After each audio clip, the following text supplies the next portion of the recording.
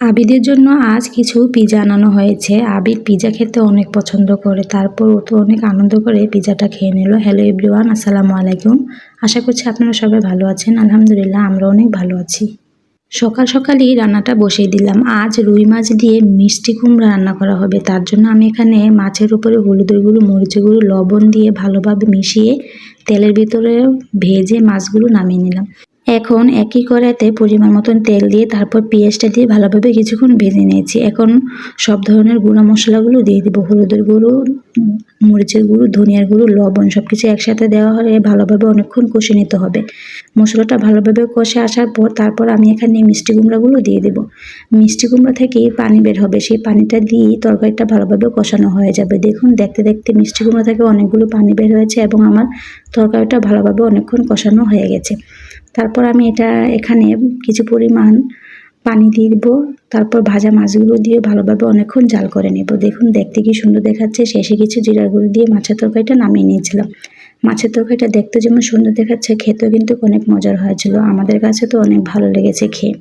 গতকালকে কিছু কচু সিদ্ধ করে ভালোভাবে বেটে ফ্রিজে রেখে দিয়েছিলাম, সেটাই আজকে বাগার দিতে হবে।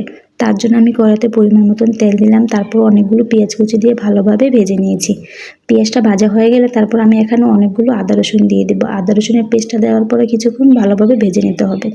আদা রসুনের পেস্ট দেওয়ার পরে ভালোভাবে ভাজা হয়ে গেলে আমি এখানে কিছু পরিমাণ পানি দিব। পানিটা দেওয়ার পর সব ধরনের গুঁড়ো মশলা দিয়ে দিব, যেমন হলুদের গুঁড়ো, মরিচের গুঁড়ো, ধনিয়ার গুঁড়ো এবং লবণ। সব কিছু দেওয়া হয়ে গেলে ভালোভাবে আমি মশলাটা কষিয়ে নেব। মশলাটা কষানো হয়ে গেলে আমি এখানে বাটা কচুটা দিয়ে দিব। বাটা কচুটা দেওয়ার পর কিছু পরিমাণ পানি দিব। এখন ভালোভাবে এটাকে জাল করে নিতে হবে। অনেকক্ষণ ধরে কচুটা নাড়াচাড়া করার পর এটাকে ভালোভাবে শুকিয়ে নিতে হবে, যাতে পানিটা শুকিয়ে যায়।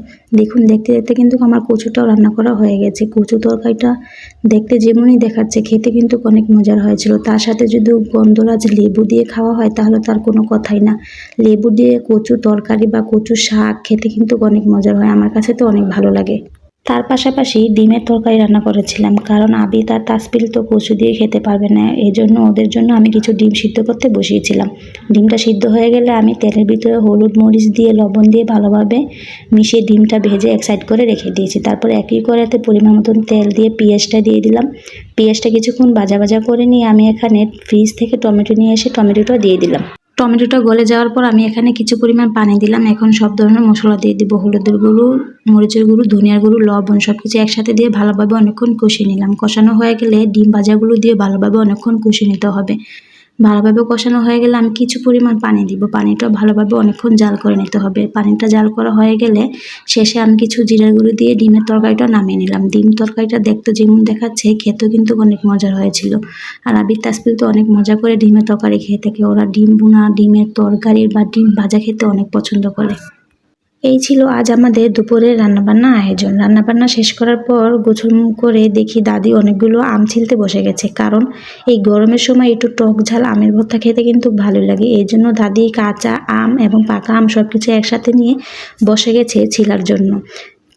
আমগুলো ভালোভাবে পরিষ্কার করে ছিলে আমাদেরকে ভর্তা বানিয়ে দিল খাওয়ার জন্য। খেয়ে তো শরীরটাও ঠান্ডা হয়ে গেল। অনেক ভালো লাগলো আমের ভর্তাটা খেয়ে। এর পাশাপাশি কিছু সিমের বিচি ছিল বাসায়। তারপর আমরা সিমের বিচিগুলো বিট লবণ দিয়ে খেয়ে নিলাম। অনেকদিন পরে খেয়েছি তো সিমের বিচিটা খেতে অনেক ভালো লাগলো।